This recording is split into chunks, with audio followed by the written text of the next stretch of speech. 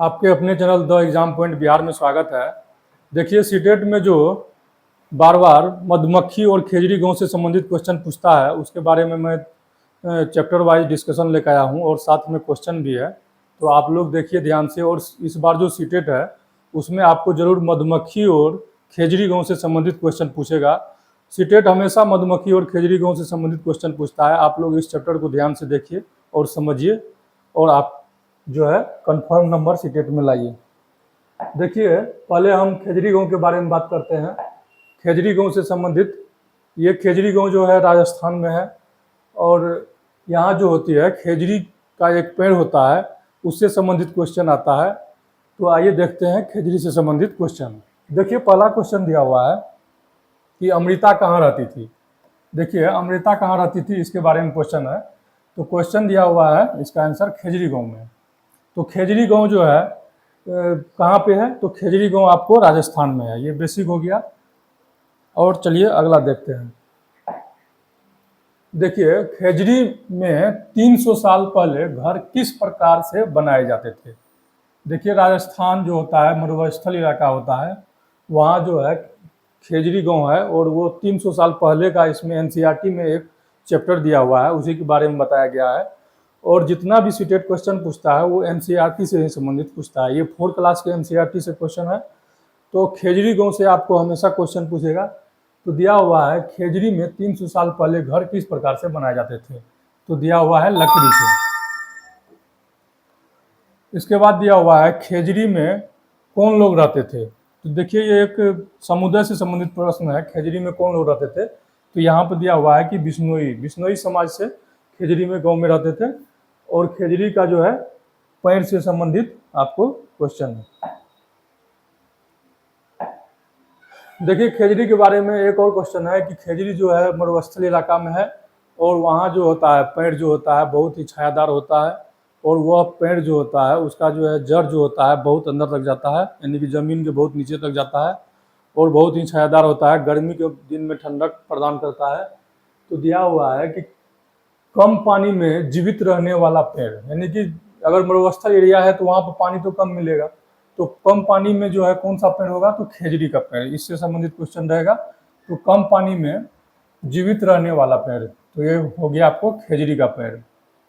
फिर देखिए एक नोट में आपको एक लिखा हुआ है कि खेजड़ी पेड़ की लकड़ी कीड़ा खराब नहीं करता है और इसकी छाल से दवा बनाने का काम में आता है और इसकी पेड़ की पत्तियां जानवर खाते थे तथा फल सब्जी का जो है फल जो है उसमें जब पेड़ में फलता है उसका सब्जी के काम आता है। यानी कि खेजड़ी का पेड़ को जो है लकड़ी जो है कीड़ा नहीं करता है। इसके बाद जो है इसका दवा बनाने में काम आता है। इसकी पेड़ की पत्तियां जो है जानवर खाते थे तथा फल जो है सब्जी में यूज हो जाता है। चलिए अगला देखते हैं। देखिए एक अगला जो है टॉपिक है वो मधुमक्खी से संबंधित है और वो एनसीईआरटी क्लास में आपको मिल जाएगा। अनीता की मधुमक्खी। तो क्वेश्चन है अनीता की मधुमक्खी, अनीता कहाँ रहती थी।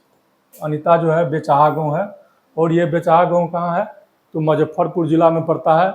ये कहाँ पड़ता है, बिहार में पड़ता है। बिहार में मुजफ्फरपुर जिला पड़ता है।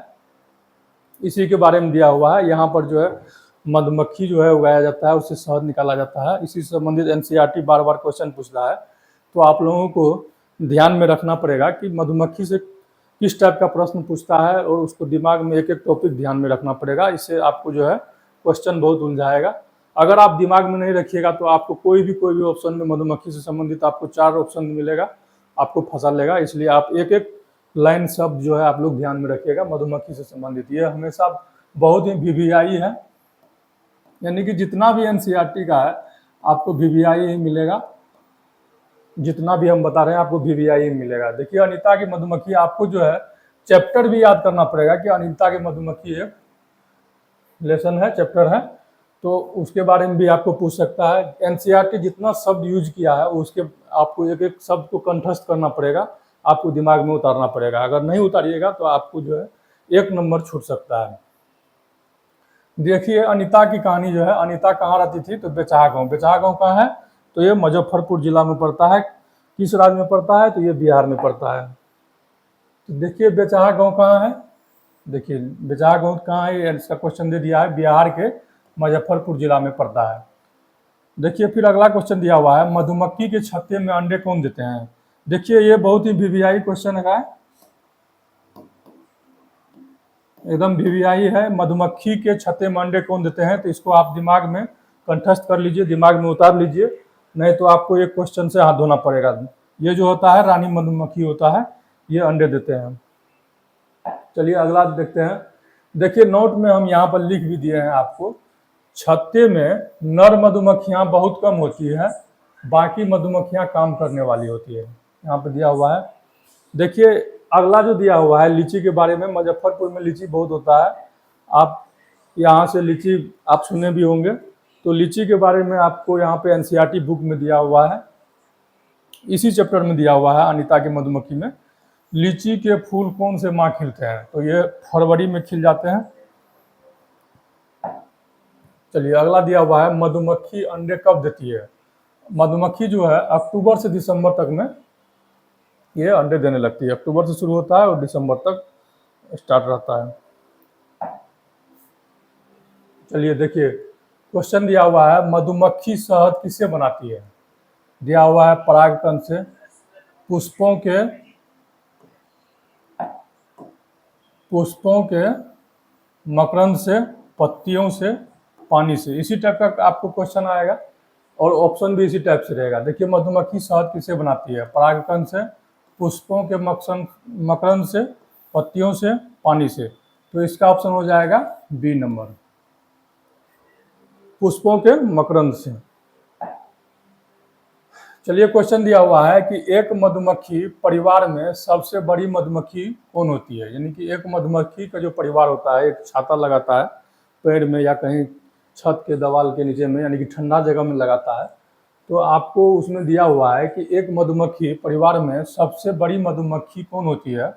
तो दिया हुआ है कि श्रमिक मधुमक्खी, नर मधुमक्खी, रानी मधुमक्खी, सैनिक मधुमक्खी। आपको जो होता है कि मेन काम होता है इसमें रानी मधुमक्खी, ये मेन होता है और यही जो है मेन होता है, बाद बाकी सब जो होता है काम करने वाला होता है। चलिए आज के लिए बस इतना ही। आपको दो चैप्टर था एनसीईआरटी से, एक खेजड़ी गांव से संबंधित था और एक मुजफ्फरपुर लीची और मधुमक्खी से संबंधित। तीनों टॉपिक को आपको मैं क्लियर करा दिया हूँ और अगला टॉपिक आपको एनसीईआरटी से संबंधित टॉपिक लाऊंगा। आज के लिए बस इतना ही, धन्यवाद।